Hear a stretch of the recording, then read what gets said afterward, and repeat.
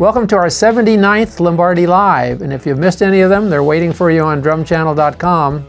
I always say with over 400 shows and a lot of interviews, I think these interviews are another great way to learn.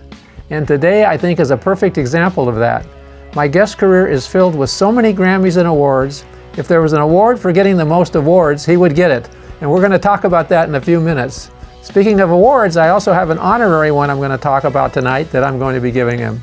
He's a teacher, an associate professor, a writer, a producer, a leader, and now on Lombardi Live, my longtime friend and very special guest, Paul Wertico. Thank you for joining me today, Paul. Don, what an honor, what a pleasure. It's so great to see you, even on Zoom, which is the way to go nowadays, I guess. Your career has expanded so much through the years. It's just absolutely amazing to me. Well, thank you. Well, I turned 70 in January, and I'm in the best shape I've ever been in. I got down, I'm 145. I get up every morning, I do 100 push-ups, 100 crunches. I do that before I go to bed at the same time. And this is my 21st year at being at Roosevelt University. I was actually going to retire. They offered a great package. And then the day that the contract was going to go in, I contacted the president of the university. I said, man, I don't know. I don't want to retire. And he got back to me, said, no, don't. We need you here. So, and I've got like some students that are just unbelievable. I've got one student from Indonesia. This guy is scary. I mean, he's so technically and conceptually and musically and he's just brilliant, So, I feel that teaching is really obviously the way of the future because we're not going to be around forever. And what we teach and what we give to our students is our experience that they don't have to go through all that. They can learn. It's like a quick hit of everything. So now they'll have their own experiences. So like this morning, I taught a class. I'm teaching a jazz history class, which was great on Zoom. And then tonight there's a concert of one of the combos, which I'm going to. I teach 2 combos over there. And in general, not only teaching, but I'm in so many bands. And then I have this new record called Paul Wertico's Drums Without Boundaries that just came out. So I'm always going over to Italy all the time to play, which I love. And, life is good right now. I can't complain. My family's great. And, even though the world is in pretty weird shape right now, I was telling the kids that music reflects culture, reflects society, reflects what's going on in the real world. It's not just going to school and learning, the chord changes and all that. It's really about what is behind the notes that you play. And that's what these kids are actually really doing. And these particular times that we're living in right now, it's really ripe for some music with passion and fire, and to really show people that music is not only sound, it's not only compositions, it's not only entertainment, but it's really a reflection of the life we lead. You are a historian, and how important do you think it is for young drummers to talk about teaching jazz studies, to go back and learn who you learned from and who they learned it from, who taught you, and just see where the roots are, not only of playing the drums in terms of mechanically how you use your body to play the drums, but the musicality of it. Well, yeah, I mean, one of the things is that when I was in college, say the 1970s, jazz had been around for 50 years. Now it's been around for 100 years. So there's a lot more to learn all the time. And the people that were alive when I was in college, I was playing with people that had actually played with Louis Armstrong and with Duke Ellington. I was invited into the community of people that were 50 years older than me. So I actually learned on real training playing with those musicians. But nowadays, everything has changed. What used to be standards 50 years ago aren't standards anymore. There's new standards. So I really try to have everyone do as best as they can to really understand all the history, not only the musical history, but also the cultural history, because that's really important. Like I was saying earlier, it's where it comes from, why it was invented, but then to not get stuck in it, because, that's the one thing is that sometimes people will learn about one style of music that they really like from, days past, and then they get stuck in it. Well, no, you're supposed to take it and then evolve it because they're living in the moment right now, and they've got the youth, the passion, the new ideas. So to me, get as much technical knowledge as you can, get as much historical, cultural knowledge as you can, but then also realize that we're all individuals because we're unique. So someone, for instance, I was lucky. I've got very quick reflexes. I've got great ears. I can hear, I can sing, like I've got like perfect pitch basically. And not everybody has that. So you can look at some drummers that are, say that their reflexes are slower or they think a different way. Well, rather than trying to be the fastest drummer in town, they should take advantage of who they are because that's their unique gift. I guess that's what makes them who they are. And so the idea is to really accept who you are and then build off of that rather than try to be somebody else. I don't know if you agree with this, but I've always kind of felt within the drumming community, drummers express themselves more through their personality in their music than maybe other musicians do. I'm not exactly sure why that's true, but I know guys who are kind of laid back and relaxed, and they play laid back and relaxed. Yeah, it makes a lot of sense. And, as far as the other instruments, again, it depends on what genre of music they're playing. So if you're in a classical orchestra, you can't really just go off and start playing off the page, basically, unless it's an avant-garde piece. But the music that we're lucky enough to play, whatever that is, I don't even like the term jazz. I mean, I don't like the term rock. I mean, if you look where those came from, like musicians a lot of times didn't give names to those types of music. Bebop, for instance, musicians didn't come up with those names. So I like to think of it as improvisational music because that's really what we do. And it can be 100% improvised, which I love to do, where it's just totally spontaneously composed, or it can be micro improvised, where you take something like with Pat Metheny group, for instance, we played the same set every night for like a tour, and it was with sequencers. So I couldn't just go off the grid and change the tempo, or all of a sudden we have 5 courses of guitar instead of 3 if the sequencer was going as 3. But you micro improvise so that every night is unique. And so you keep things alive that way. And I think if you're a flute player, for instance, you can do that. If you look at Hubert Laws or Herbie Mann or some of the great flute players, they were able to do that. But in general, the physicality of what we do is really a big thing, because you're right. I mean, we use our entire body to do this, which again, even going back to my earlier point about being the best shape I've ever been in, this isn't a physical instrument. It's like an athletic instrument. So you really do need to keep toned up. Whereas if you're a flute player, you've got to keep your embouchure going and your diaphragm. But, your legs, you could be in a wheelchair and play flute. That's not going to be easy to do on drums.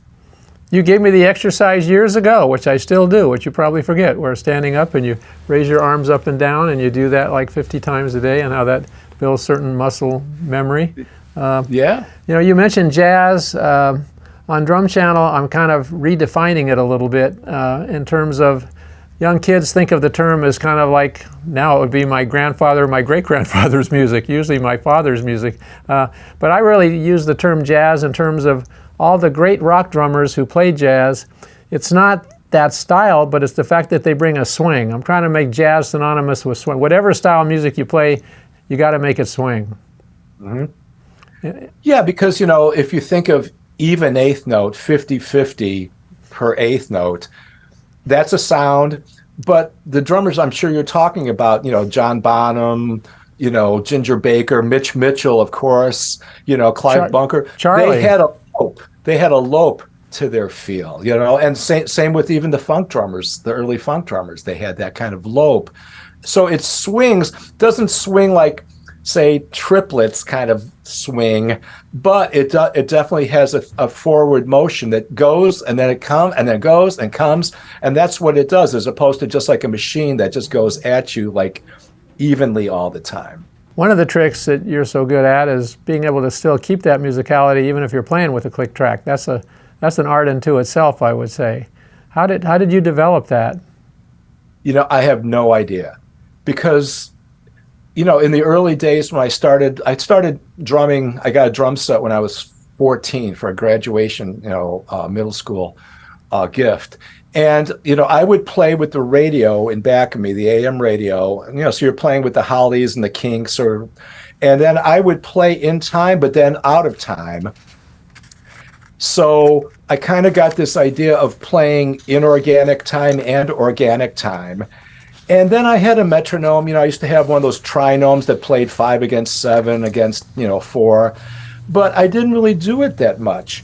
And I think playing with great players, because I was saying earlier, I play with all these great musicians that were older than me.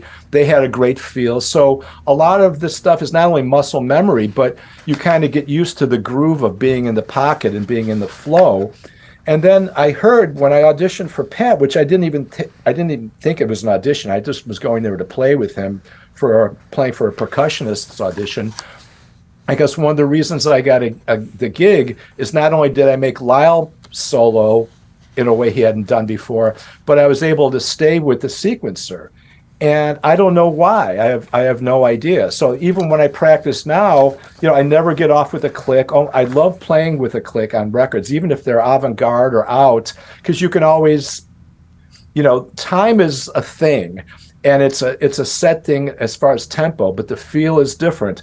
So how do I want to make that tempo feel? Do I want to lay back on the click and then push it forward? In the old days, people used to do it drastically, because then it didn't matter. If you do that with a click, then you're going to be on and off with it. But the click is just a central reference that you're able to maneuver around. And I don't even think about it. I've just been, I guess, very lucky to have that ability to be able to do that.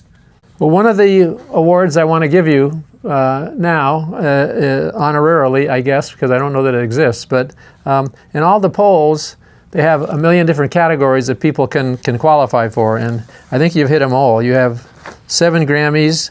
Take a look behind you, which you could grab some of them if they were actually there. But there you go, you got it. But best jazz fusion performance, best contemporary jazz performance, best rock performance.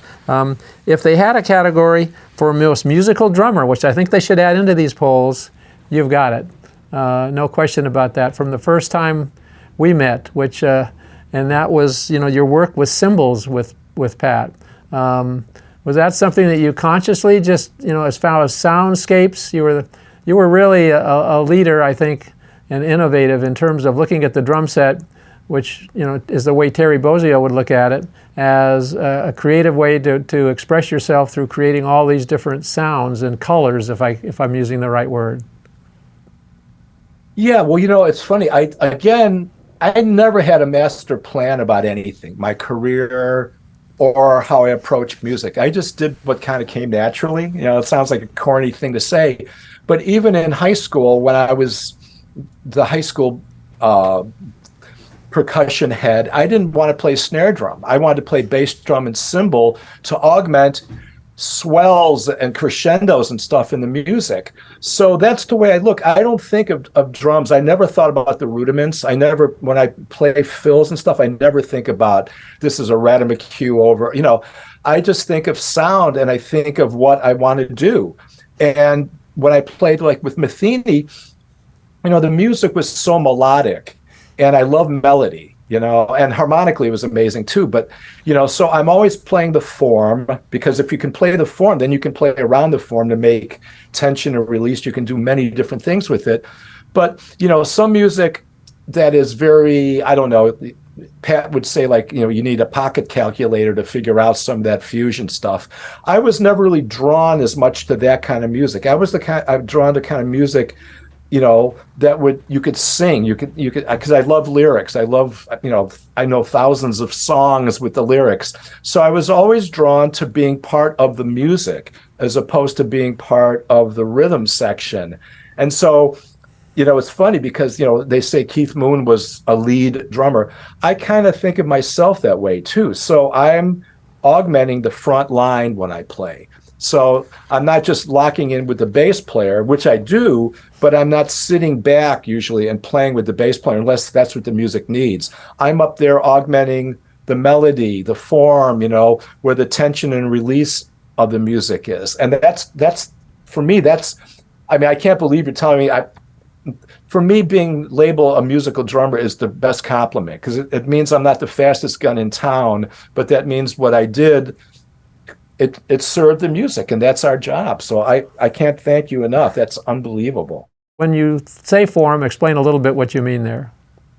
Well, that's a great point, because, a lot of times with drummers, if you're just thinking rhythmically, you start thinking in terms of a phrase. So you start thinking of a 2-bar phrase or a 4-bar phrase, an 8-bar phrase, 12-bar phrase, 16-bar phrase. Now, most songs, especially back in the day, were either 12 bars, 12-bar blues, for instance, or an AABA form, a rhythm change form. And so you'd have an 8, an 8, an 8, and an 8, right? So what happens with drums, if you start feeling 2 bars, 4 bars, okay, that's great, because that's a talent. Especially when you're soloing, you start thinking, you feel those phrases if the song form is based off of that. But if you listen to the music and it's in that form, all you have to do is sing the music to yourself, and you're going to stay in that form. And the difference between playing one AABA 32-bar song as opposed to another one, and if you have to take a 32-bar solo, if you play the same kind of solo, well, you played in the form, but are you referencing the song that you're actually playing? So the main thing is to get outside of just understanding 2, 4, 8, because, like, say with Larry Coryell, one of the tunes that we always played was called Good Citizen Swallow. It was a 15-bar song. So when we would trade, he would take 8 and I would take 7. Did I have a problem with that? Of course not, because I'm just thinking of the song as I'm trading, So again, a lot of that's experience. A lot of it is, when people are young. I mean, that's why they go to school. If they could do everything, why be in school? So the whole idea is to be exposed, and that's what teachers are supposed to do, expose students to all these concepts that they might have been foreign to, and then let them build off of that. And then the next thing you know, it gets easier to be able to play odd forms. And nowadays, God, when I was in high school, you had take 5, so you had tunes were in 3/4 and 5/4, and that was a big deal. Then you start having, Don Ellis, or you have, you start having Mahavishnu. All of a sudden now you had to play in 10/8. All of a sudden you had to play in 42/16. So nowadays you have to play all those things. And if you sit there and try to count only, you're going to sound mechanical. But if you let the music play you, then all of a sudden it becomes effortless. Great lesson in there too. When you're trading 4s, you're obviously trading 4 bars. If you're taking an extended solo, if I'm understanding you correct, and we've talked about this a lot on Drum Channel, the musician should keep the form of the song in mind by almost humming it as you're playing. Is that the way you would think of that? Absolutely. And that's why, if you play melodically as opposed to just playing licks or just playing rudiments, then you're referencing the song. So you can go ba-ba, ba-doom, boom, ba-doom, boom, boom, ba-dam. So I'm not thinking rhythmically there. I'm thinking like the melody. And again, like I think I'd mentioned this one time, is that I think of dynamics as melody too, because if you hit something harder, the pitch goes up. So when I'm changing my dynamics or putting accents in, it's almost like I'm playing a melody even on just one instrument. I'm not just playing a rhythmic thing with dynamics and accents. And that allows me to express myself in a more melodic fashion. A drum solo, of course, Terry's a great example of this, and yourself, is a creativity. It's a piece of work. It's its own art form, if you will. Yeah, and that's sometimes the trouble with transcribing things, because sometimes you'll go and you'll take a solo that moved you and that blew you away, and you start writing down what it was. And if you just look at it on paper, you go, oh, that's all it is? That was just a 4-stroke rough. And then, but technically that might be what it is, but it's the sound of it. It's the intention of it. It's all the things that made that come alive. Because again, when you look at a piece of paper with music on it, all it is just a bunch of black dots on top of a white piece of paper. It's how do you make that music come alive? And we all do it in our own ways, which is what makes us unique. But if you just play it mechanically, again, that could work in certain. I never say never, and because you always have to be careful. It's always, again, what is the music, and what does the arranger, the composer, the artist need from it. But in general, the music that I love is music that just, I feel passion. I teach these classes sometimes, and I'm playing. I'll say if I play a Hendrix cut, or I play, even a Buddy Miles groove with Hendrix where he's playing a shuffle like Rainy Days or something, I start tearing up, it still moves me to that point. And if people don't feel that, and they just think of it as just, oh, that was just the sound, then they're not going to get it. But if you expose them to more where it comes from, sometimes that opens up those channels to be able to understand really why this came into existence in the first place. And that word taste, Perfect. Yeah.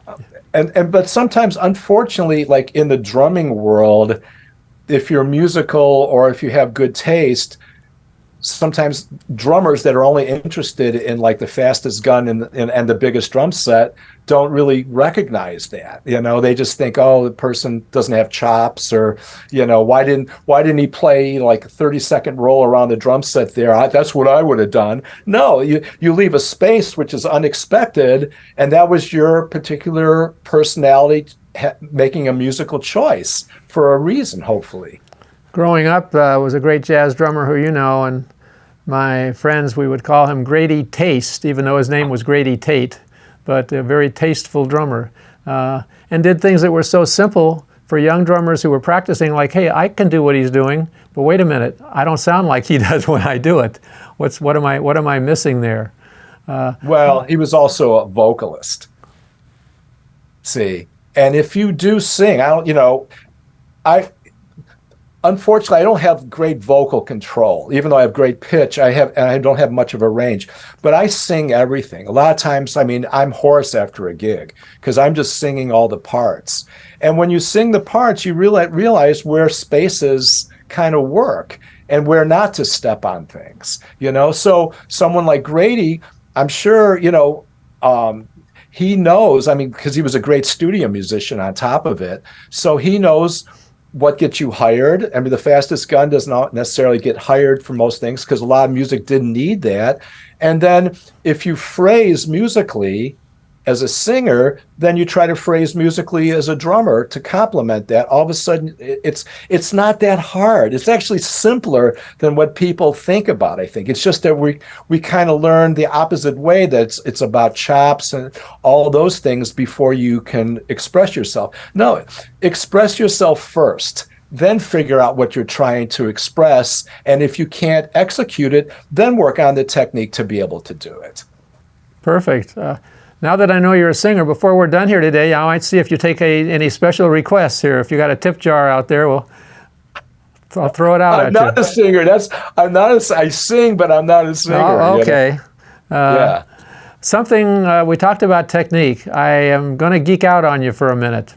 This was like, I don't know why I get excited when I see these things, but it's really cool because studying with Freddie for years and studying Buddy Rich for a certain number of years, I wanted to double check your age, so I looked up on Wikipedia, which, by the way, if you look them up on Wikipedia, when you get to the discography, I thought there was something wrong with my printer, because it's just like, I was at like page 26. I ran over and hit the, edit button, like stop right now, but it was actually true. They were still coming out. But there was a picture.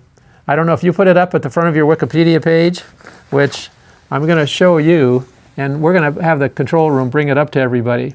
If you remember that, it's in the little window off to the right side of the Wikipedia page. Jules Thomas took that photo, and that's from the Montreal Drum Festival in 2010. That is perfect technique. That's what you would ascribe to have. The way he's holding his left hand, the way the right hand is in the open position, I can almost see the stick bouncing, and I can almost feel the music. It's just like, it's supposed to be natural. I'm working on a course, actually, documenting Freddie's remembrances of Buddy Rich's, and we're calling it It's Natural, because that was the whole thing about Buddy's approach. The one comment I'd heard him make when he was asked once how he played what he did, he actually was asked by Alex Acuna. His answer was, it's natural. And this is, to me, this is just, how you formed your technique. You say you didn't like really work on that a lot, but it's perfect. So how do you feel you attained that? Was it through trial and error or different teachers that brought you into that? No, I'm self-taught. So what happened was when my parents and we moved to Cary, Illinois, I was going into 6th grade.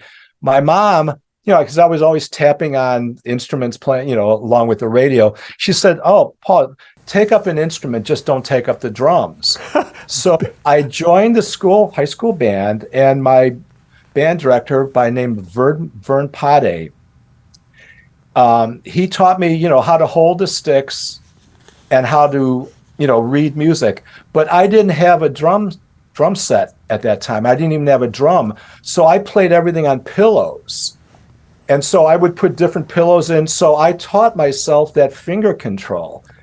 No one taught me this because at one point I asked my mom, "Can I take drum lessons?" And she said, "No." She said, "Just do what you're doing." So that was totally 100% natural. In fact, when I finally got a snare drum, it was a Slingerland snare drum. It had 6 lugs on it. One of those, the snare strainer that went this way. I know the drum well. Yeah, it was part of their teaching drums. Yeah. Right. So what I did so I could jam along with records is I took a clothes hanger, a metal clothes hanger, and I wrapped it around my knee and around the snare strainer, so I was able to turn the snares on and off with my left knee. There's a possible new product. Hold on just a second. There you go. It was so cool because you could do it really quickly, but everything. So all this was again, I said I had no master plan, I didn't take a drum set lesson until I got to college, so everything. And so even though I was starting out in 6th grade, I remember sitting down. So I was 12 at the time. So everybody else that was in the grade school band had started drumming when they were 8. Because I know this because I'm still friends with all of them from high school. And I remember sitting at a kit the first time, and I already had that left-handed, those fast triplets that seeming like that left-handed roll. I could just play the kit even though I didn't have one. And people were asking, "How are you doing this?" I said, "I don't know. I mean, I didn't think about it, A lot of parallels. Buddy played on pillows and used to practice on seats that had a little bit of cushion on them backstage, Yeah. And grew up. Well, that catch the bounce, because it's the same thing. Like when you play on your lap, there's no bounce. So if you're trying to do a nice, clean double stroke roll, it's just going to go. Blah, blah. But if you catch the bounce, then you can play as cleanly as on a tight piccolo snare drum. And on a kit, so you say if you do have a tight snare drum and you have a floppy floor tom, your roll will sound exactly the same because you're just doing, it's all here. It's not out there. Drummers who want to play that are inspired to do that, their immediate reaction is to go onto YouTube and start playing cover songs before they have that first couple of months of being sure they know how they're using their body in order to get the most out of that. Well, it's funny because I have some students that, they sound fine right now, but they do kind of play all wrist. And so I've got them working on the Wilcoxon finger and wrist control book, where you do a wrist and a bounce, and then a wrist, a bounce, and a finger. And they were completely foreign to that, but they sound so much better now, and it's so much easier for them to play. So that particular book, because everyone knows rudimental swing solos, but the wrist and finger control uses the arm, the wrist, the finger, and bounce. And it's just that mechanics that all those old guys played naturally, and then they were able to dissect it, write it out in a book, and that's the proper technique that everyone used to play. But they don't teach that a lot of times on YouTube, No, they just not at all. No, it's more the instant gratification. I think that's another whole subject. But I am familiar with that book, and also Burns and Mallon finger control is one that Freddie used a lot, which is the same idea, which is a matter of incorporating your fingers with your fulcrum and wrist. I mean, you can play fingers only, which Morello had perfected, and was great at that back in the day. Nobody was really doing that except himself. But then there's the combining like Buddy did. You don't see him playing fingers so much because they're working with everything else. But just like you said, they are, like you show somebody who doesn't have that, and it's like a whole new world. There's another way you can get the stick down to the head without having to do anything, just get out of the way of it. It's called gravity. yeah, they keep on fighting what nature's giving back.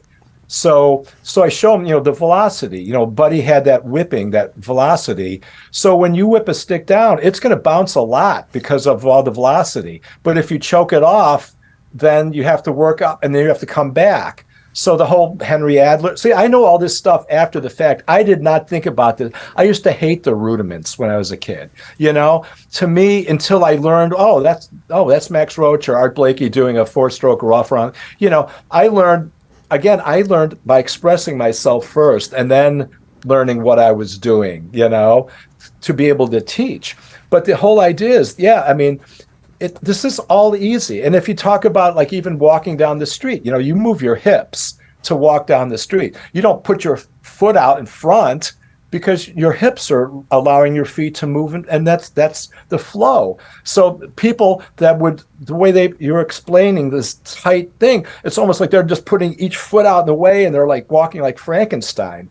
So that whole mechanics is what allows people to play with flow. And all these guys, including myself, as we get older, they played until their 70s, 80s, 90s because they didn't hurt themselves, as opposed to some drummers now that, they have to have their tendons shaved and stuff by the time they're 25 because they're hitting the drums so hard and wrong, because the stick is a shock absorber too. So, you hit this piece of metal and it's going to go right through the stick if you're holding it tight, right through your arm. So the whole idea is that the stick should be this shock absorber so you don't feel any hurt when you hit things. And that allows the drums to open up and breathe. And next thing you know, it's you're gliding, you're flowing. Yeah, and that's what we're talking about that makes your playing so musical too. It all has to do with your having a technical approach that will allow you to have that fluidity, I think. Freddie used to say,